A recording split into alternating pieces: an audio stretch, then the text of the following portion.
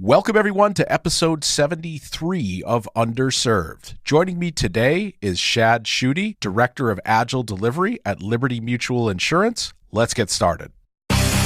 Welcome to this week's edition of Underserved, the podcast for the rest of the tech industry, where we focus on stories of tech industry leaders, their insights, and their lessons learned. And now, your host, Andrew Jelina.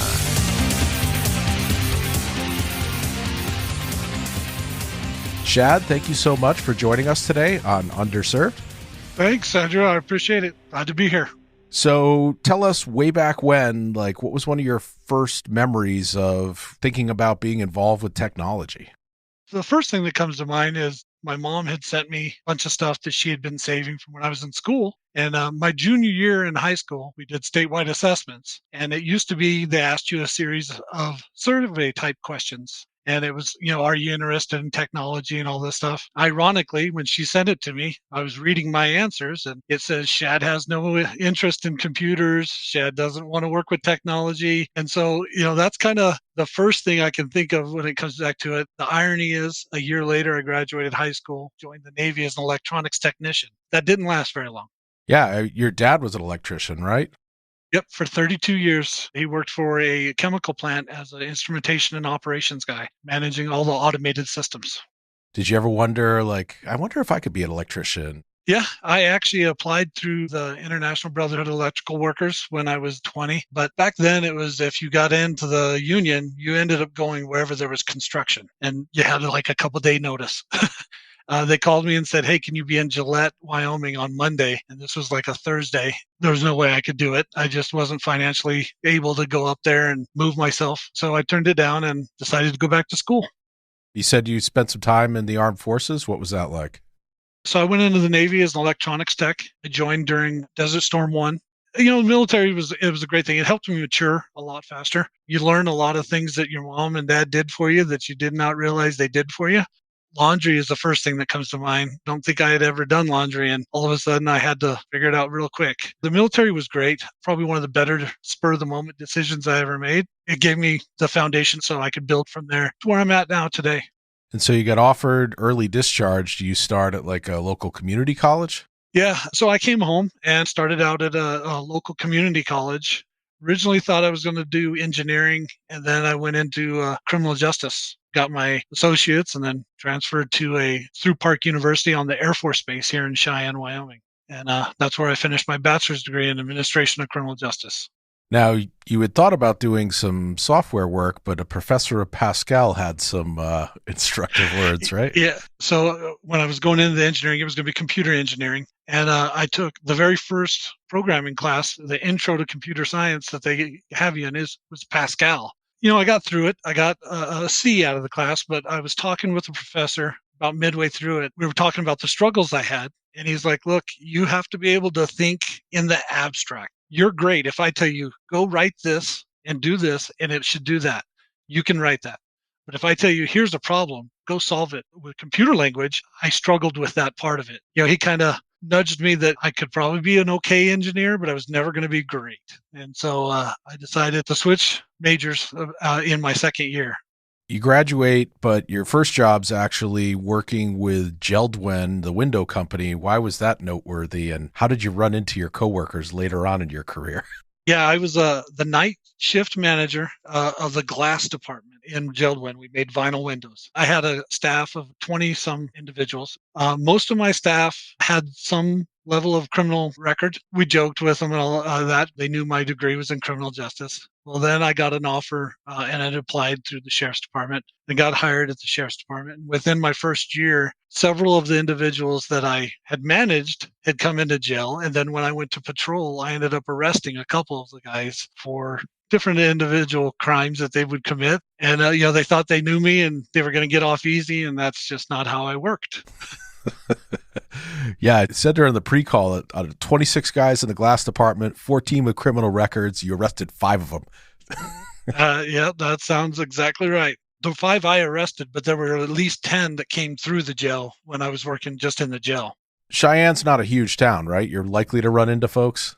Yeah, absolutely. So even now, I think in the total county, there's a little over 85,000 people. Back then it was, 40 to 50,000 people. And we were the largest city in the state of Wyoming. So we're pretty sparsely populated as general. But if you met somebody, you're probably going to run into them at least once, if not numerous times after that. And so at the sheriff's department, you mentioned working in the jail. What was that like? Yeah, that was an eye-opening experience. You realize how good you have it sometimes and how good your parents were. It makes you appreciate that. I remember after I finished my trainee period and I was on my own, went to my parents' house, and I thanked my mom for being such a good parent because I never ended up in jail. You experience, I called it babysitting the worst toddlers you'll ever meet, and they're adults, and they think everybody owes them something. So it was pretty rough. I had fun though. You had to be able to enjoy it. My squad was great. I loved my sergeant. We had a pretty good team going. I remember when I was leaving for my freshman year of college, my dad said, I'll see you in a year and bet you'll appreciate me a lot more when you come back. And I certainly did. Absolutely. Yes. You mentioned that you also saw some downsides of the social system. You had a story about that? You spend a lot of your time with individuals that are there in the worst possible moment of their life, whether it be them as a victim or as a perpetrator. And so you end up seeing a lot of rough stuff.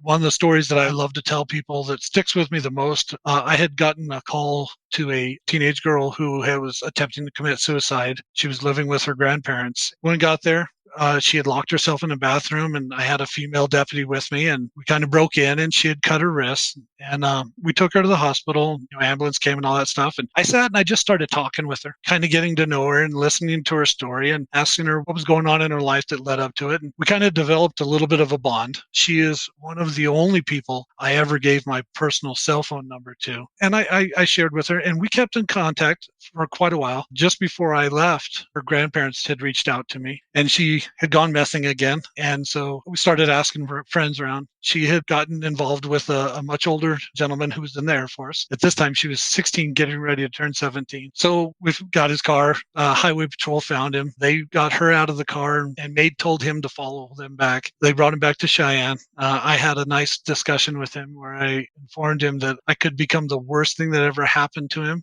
or he could never see me again, but the choice was his. He had to leave her alone, never contact her. If she calls, don't answer.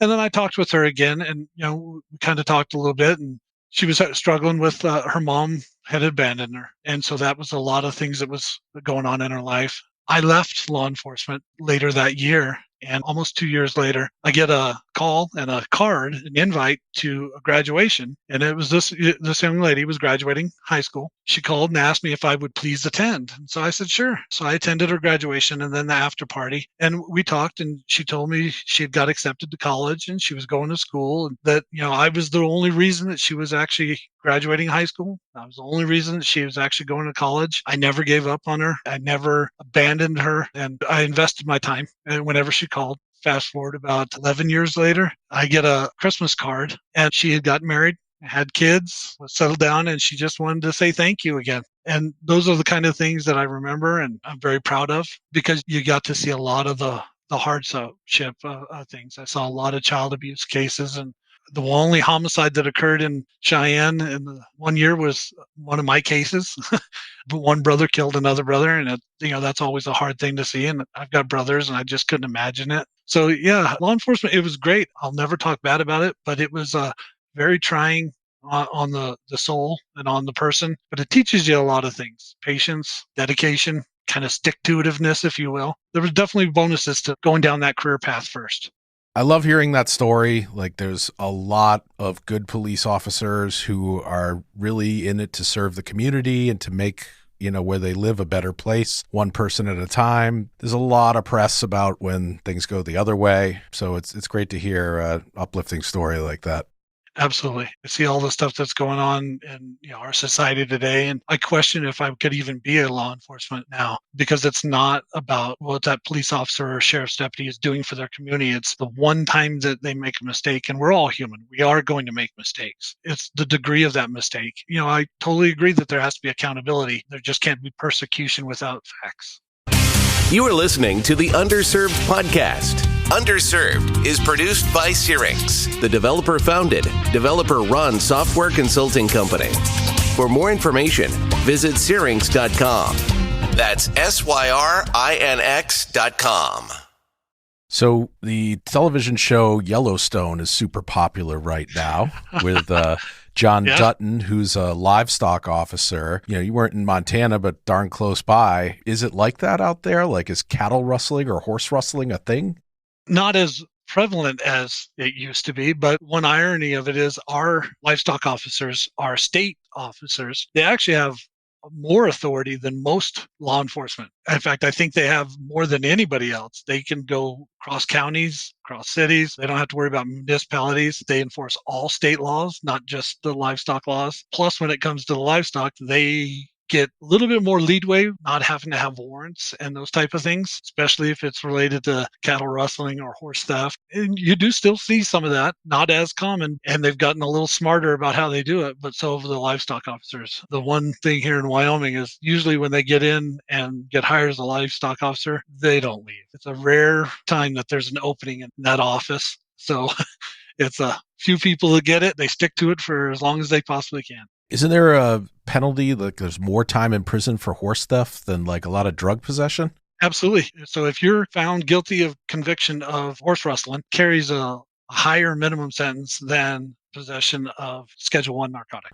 Wow. Under a certain weight. Now, of course, if you've got 7-8 kilos, you're going to be considered a trafficker. But yeah, our legislators are pretty much farmers and ranchers. They do not take kindly to people taking their animals. Oh, it sounds like the story was written with a grain of truth from the real world. Absolutely. So there's kind of a downside to law enforcement. You are spending a lot of time with some folks that are pretty tough. What made you think I might want to move on? I caught a series of child abuse cases, better part of about 4.5 months. And that really weighs on a person, and it's also something you don't want to bring home and share with your family. So you don't often talk about it. And my wife sat me down one day when I was off and she's like, I don't know how long we could do this. You don't talk to me. You're isolated. You got to do something. And so we talked about it. I told her, I said, look, okay, here's my login credentials to the state website. You see jobs that you think I might qualify for or fit into, apply me for it.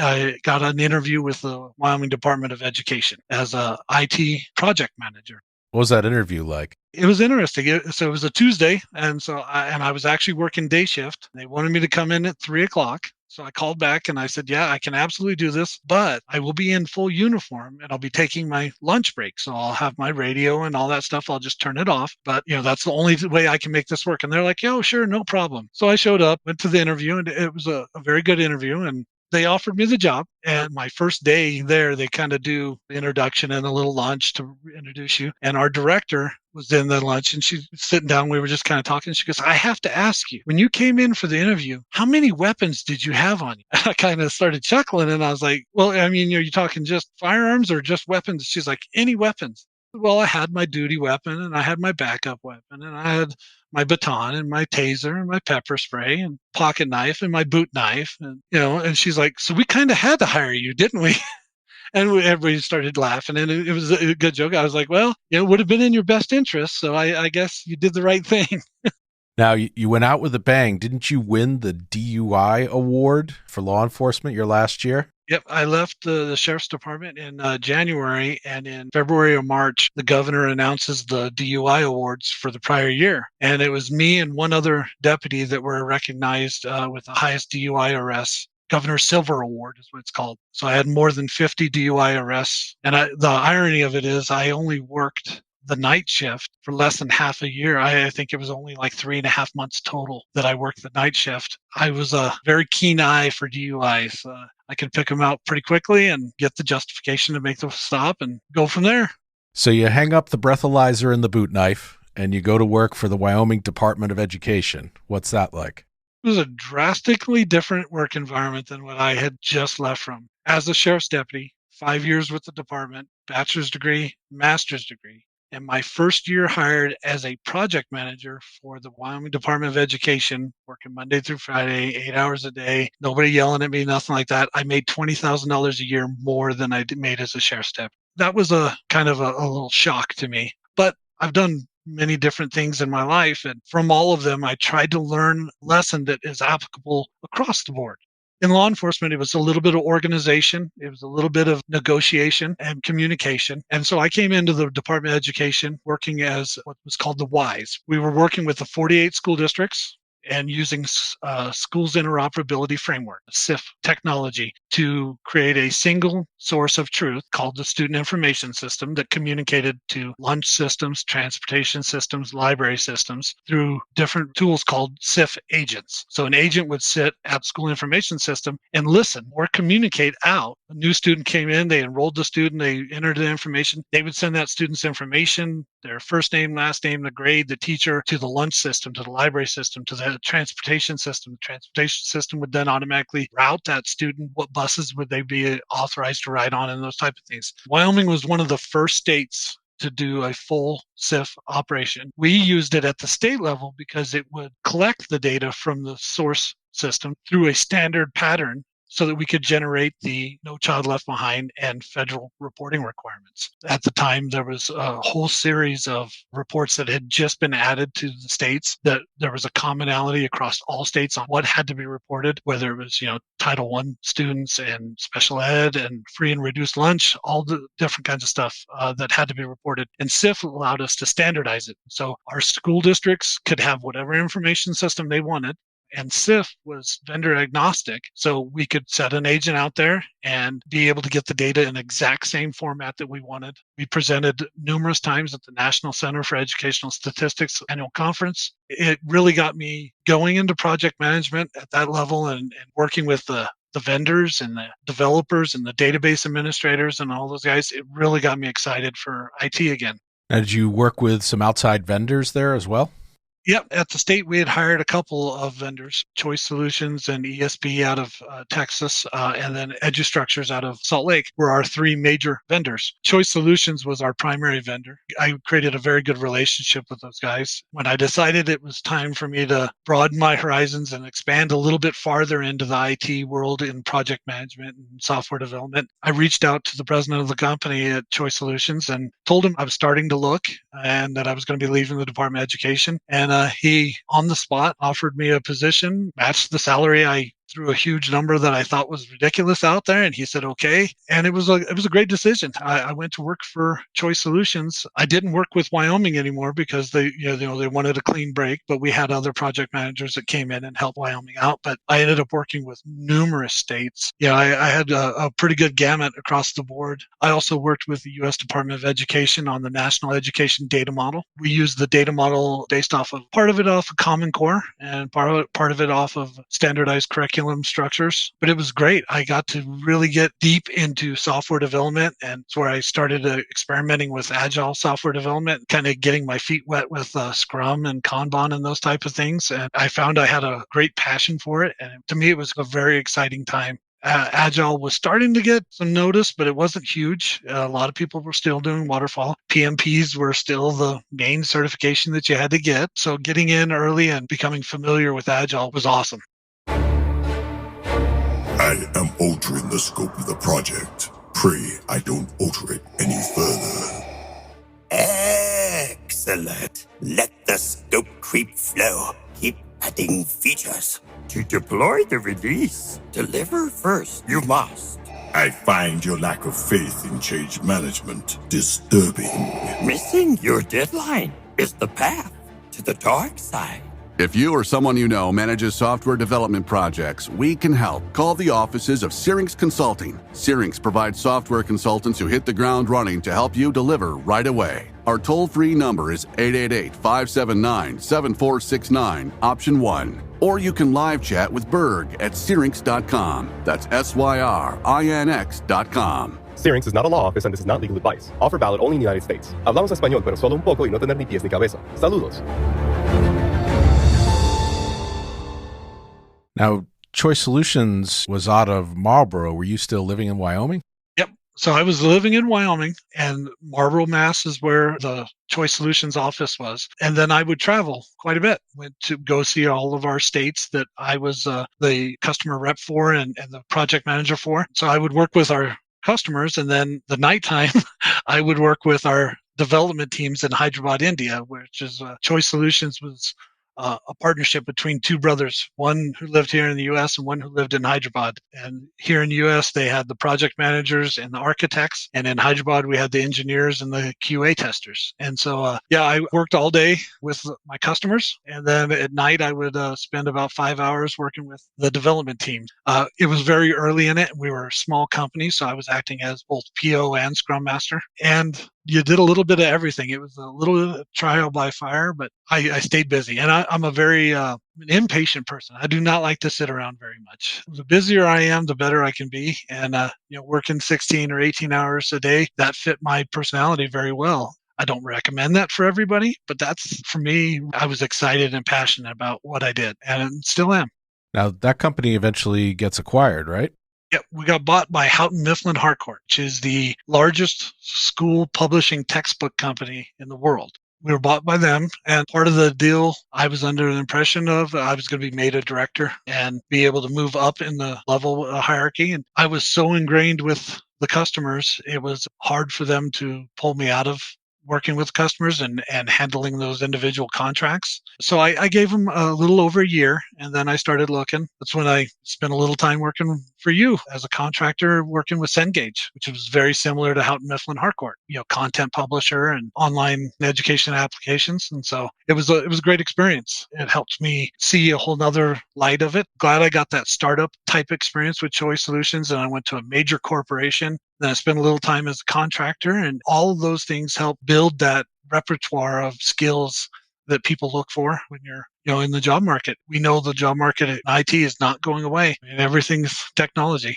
But you're living up in New Hampshire, commuting down to Boston. That's got to be a grind. Yeah. Coming from Wyoming, where there is no traffic. I mean, they used to joke that the only traffic jam was in July when they brought the cattle in for the rodeo. So I started looking at other options and seeing if there were any options available in New Hampshire. And that's when the position opened up with Liberty Mutual as a Scrum Master. I applied for it, and it just couldn't have worked out any better. The place I was actually living at in Hampton Falls was 3.5 minutes from the office that I was going to be working at. So it was almost like commuting back here in Cheyenne. I didn't have any traffic to deal with. And I went to work for Liberty Mutual in their GRM, which is their Global Retail Market US claims department. So we handled all claims for all Liberty and Safeco through our business unit.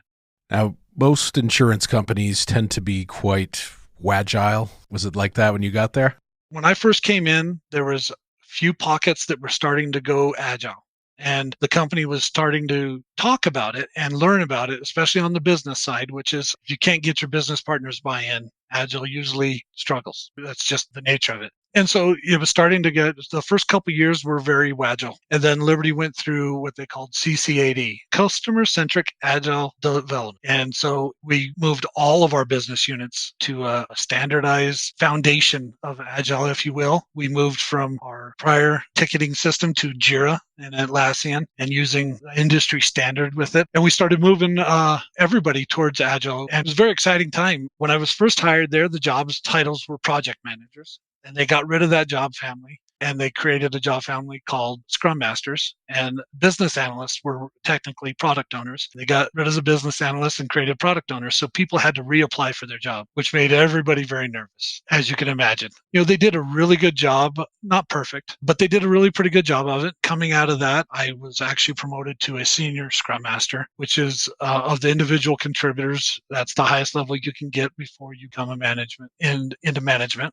which was great for me. Senior Scrum Masters were expected to kind of pick up a heavier load than everybody else. I was running 6 or 7 teams, one of the teams being the leadership team, which was the hardest team to manage. It was a very exciting time. And now I would say that as a general rule, we are much more agile than Agile. Yes, we still have some leftovers. Our budgeting is done annually, where if we were really going to be doing Agile, you would be budgeting for, I can afford X number of people on this team or X teams, and whatever they deliver is delivering. But, there's some accountability, and the insurance industry has a lot of regulation. So we've got to make sure that we're dotting the I's and crossing the T's. So the budgeting is still pretty stagnant, but we're working on it and we're trying to get better at it.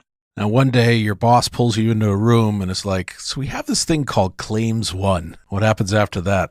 When I first started there, they had what was called Flagship Projects. And I was brought in to do a flagship project, which was the Guidewire 8 upgrade. And Guidewire is the main claim system. It's our monolithic backbone of our claims in all of US. We finished that, and then I did the auto property damage, and I was kind of not sure where I was going to go. And my boss pulled me into a room, and they're like, look, we've got claims one, and we think this is an 18 role. And I know you're 17, but we think you can handle it. Do it. And I was like, of course, it's a challenge. I'll jump onto it. So the goal behind claims one, and Liberty was investing heavily in creating a single policy system and a single claim system for all of Liberty and Safeco. But they were using a different system, and all the acquisitions that Liberty had had over the years, there was a lot of disparate systems. So we were trying to centralize and commonize the way we handle claims and processing. Claims one originally was supposed to be a stopgap, and it was essentially to be able to make it do the mapping and the coding so that we could then be able to process a claim from Safeco in Guidewire. It was a part of a much larger and much more expensive program that was called integration. And so we got the first year into it, and we were doing good. We never missed a deadline. We released every month into production for 42 total months. In the middle of that, they decided that the integration program wasn't seeing the benefits and the results that they wanted. So they canceled everything except for claims one. No pressure. Now it's all on us to make it work. But I had an amazing team that I was working with. I cannot speak highly enough about my product owners and my engineers. They stepped up and we nailed it. We delivered on time every release across the country. We did it in staged releases by regions. And so we did all of the auto and all of the home. Gotta say, these guys did a phenomenal job. And as a result, that team and myself, we won the IT Excellence Award, which is the highest award a team can get. It was great. Nice to get the recognition, and nice for my team to be identified as, outstanding in their field.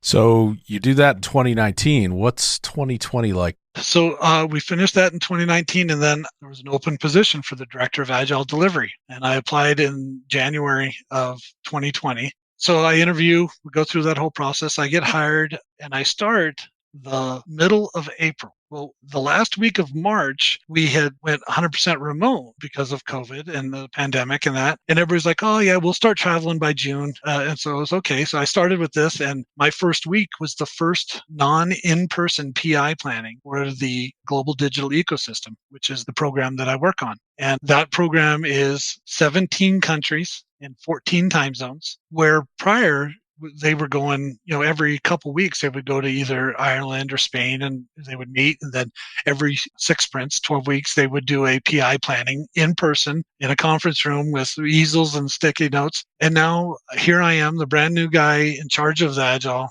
And they're like, we need a virtual PI planning.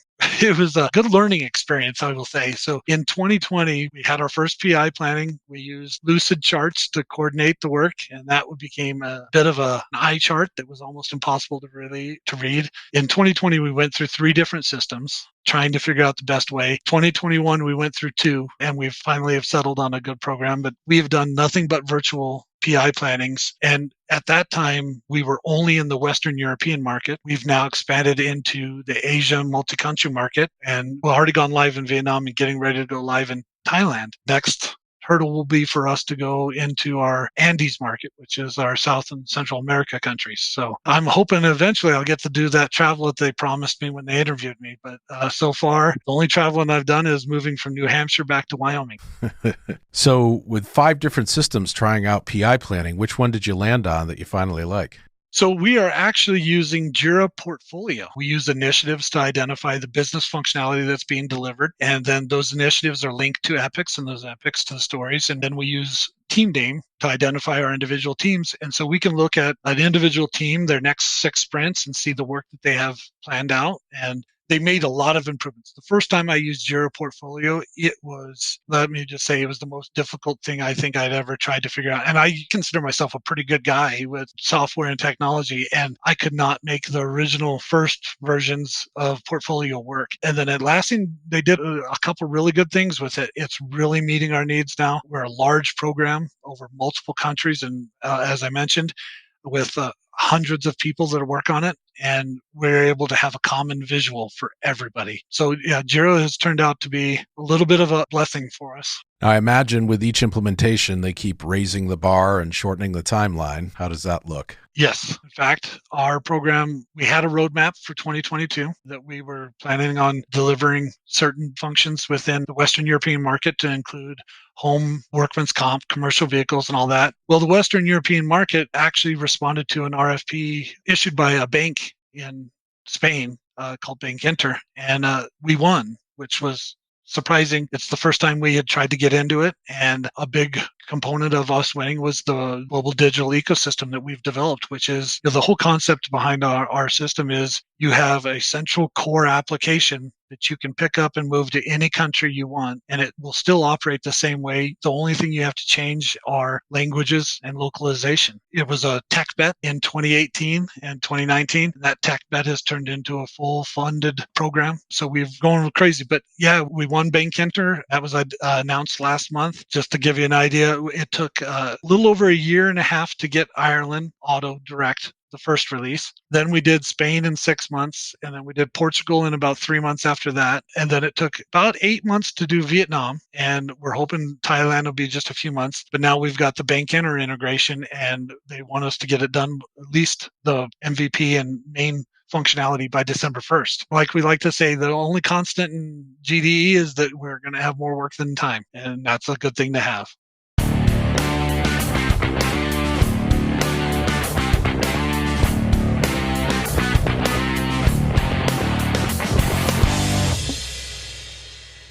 So when you finally pry yourself away from the keyboard, what do you do for fun?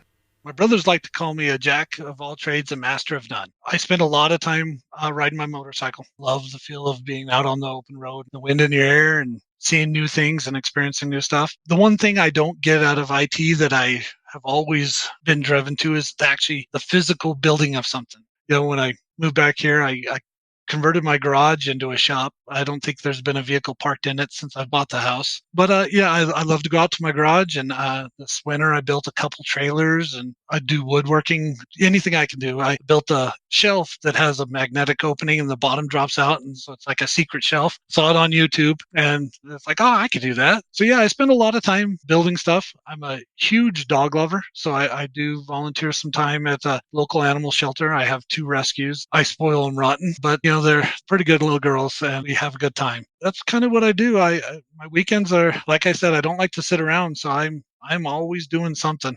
What kind of motorcycle are you putting around on? So I just bought a 2021 Indian Challenger. I traded in my Indian Chieftain, one of the only models the Indian has where it's a frame-mounted fairing instead of fork-mounted, which buffets the wind so much more on the highway. And if you know anything about Wyoming, we are windy. Mm-hmm. So anything that buffets the wind is a bonus.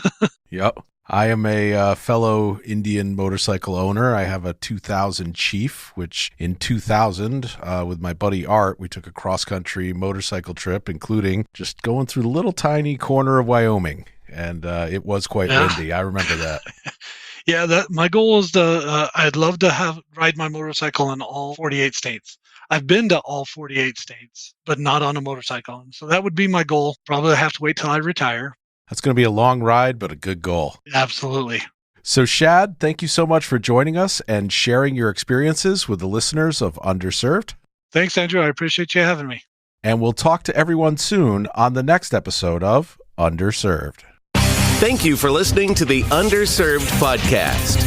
For more information on the topics discussed and for show notes, visit the show website, underserved.fm. And please be sure to rate, like, and subscribe to Underserved on Apple Podcasts, Google Play, Spotify, or wherever you listen to podcasts.